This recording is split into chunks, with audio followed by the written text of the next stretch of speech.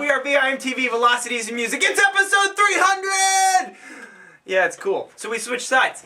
Today, we always do a special album on the Centennial episodes. Today, we're doing a throwback. I've been wanting to listen to this album since we started VIMTV. It's one of Tom's favorites. It's Slipknot's album, a metal band from Iowa. Yeah. We don't get many Iowan bands here, so it's pretty damn cool when a band from Iowa goes as far as Slipknot has. This is their third album, Volume 3, The Subliminal Verses.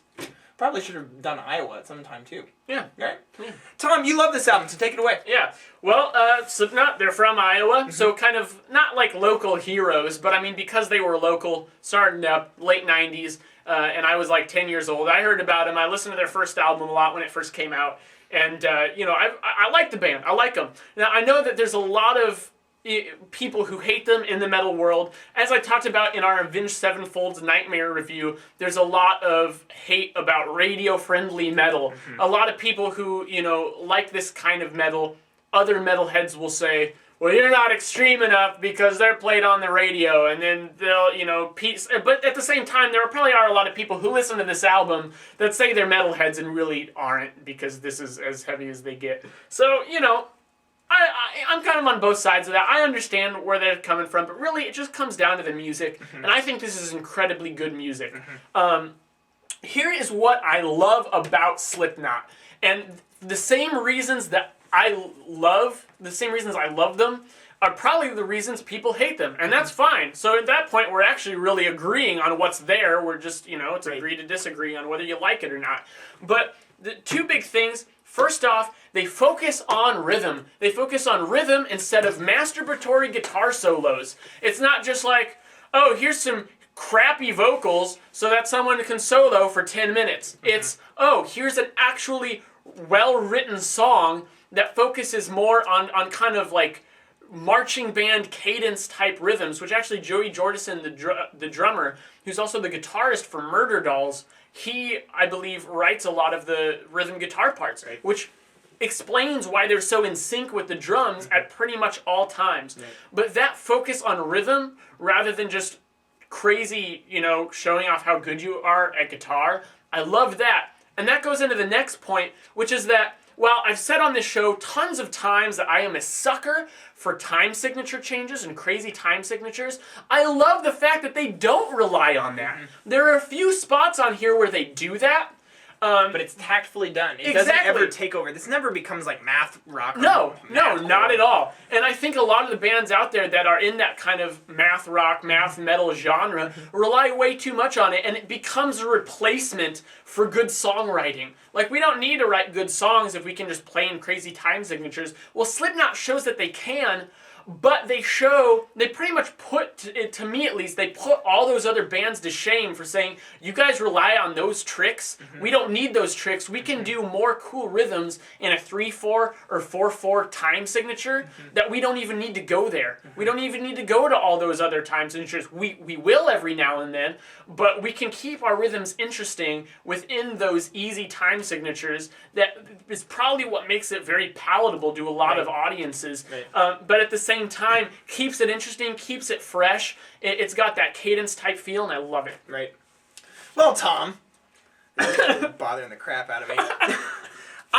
On first listen, I did not know what to expect coming into this. I honestly thought it was going to be a lot heavier than what it was. But the Subliminal Verses really isn't all that heavy. The first thing that I just, on first listen, fell in love with this album about is the fact that there's so much focus on the dynamics. There's this huge contrast between the quiet parts and the loud parts, and the loud, crazy rock-out parts, even in the songs, but song to song. So you have contrast between the songs, and you have contrast within the songs. You just have contrast all over the place. That level of songwriting keeps the listener's attention on the music, and it's something that I eat up. And Slipknot does a great job of that. The instrumentation, all that stuff that Tom said, I'm all about it. But one thing that I really just loved about that was just the contrast. Now, what I didn't like is that at times, Tom, I felt like some of the choruses got a little bit unoriginal. Bands have done a lot of the stuff that they're doing before, and they kind of oversimplified some of the choruses. It's a little too reliant sometimes on the chorus structure. I would have liked maybe a little bit more expansive songwriting at times. But they often cover that up with just fantastic songwriting and instrumentation. The one thing that I do have to bring up, as Tom, you mentioned out your least favorite track is track 13, which you have aptly said F this song next to. It's called The Virus of Life. It's more like the virus of this song, because I feel like it kind of throws the entire album off. It's very unnecessary. Right. I think the album would have been better without it, honestly. Well, the last track, Danger Keep Away, is this just... this very moody electronic keyed song, and it's not a rock song. No. Even it's just a very moody way to end the album, and it would have worked perfect with track 12, The Nameless, which I loved that song. And I just don't understand why that song is there. This album is long enough that it's not like that if they cut that song it wouldn't have been there. I understand why they put it in. I mean, it's kind of like they wanted an industrial kind of Nine Inch Nails-y thing. Because that's what their early stuff was a lot like. Right. Their self-titled album had a lot of sampling, a lot of that industrial sound that I think it's an unfortunate aspect, or it's unfortunate that they kind of abandoned that aspect, because they have a DJ in their band, they have a guy that does samples, keyboards, but... Well, and as that style went away, I don't feel like bands needed that as much, And a lot of people like their earlier stuff for that reason, and for the fact that their earlier stuff was just heavier. A lot of people just think heavier equals better, which, isn't really always the case, but I can see where they're coming from. Right. I'm glad you picked Pulse of the Maggots. I really like that song, and I feel like if you classify yourself as a maggot, which is what Slipknot calls their fans, if you're not aware, that you absolutely have to love that song. I'm not quite there yet. I'm not a maggot yet. I gotta listen to their other stuff first. Yeah. But I'm not even. I love that track. I picked like 5 tracks on this. I absolutely love the Vermilions. Oh yeah. They're fantastic. I don't want to get too much into that. I'm just gonna go ahead and tell you what I thought it was, because I'm pretty sure I know what score you're giving this. I'm gonna give this an 87. 87? Awesome. I'm going to give it a 97. Cool. Yeah. I thought you'd give it 100. Oh, no. With that second to last track kind of kills me. The only other thing that I don't like about this album sometimes are the lyrics. I think Corey Taylor's lyrics are hit and miss. Sometimes they're really good. But you gotta love the positive message behind them, Yeah, and I like that. I like that they're not just the devil, like metal, God, you gotta get past that. And I'm glad that they are. But, some lines like...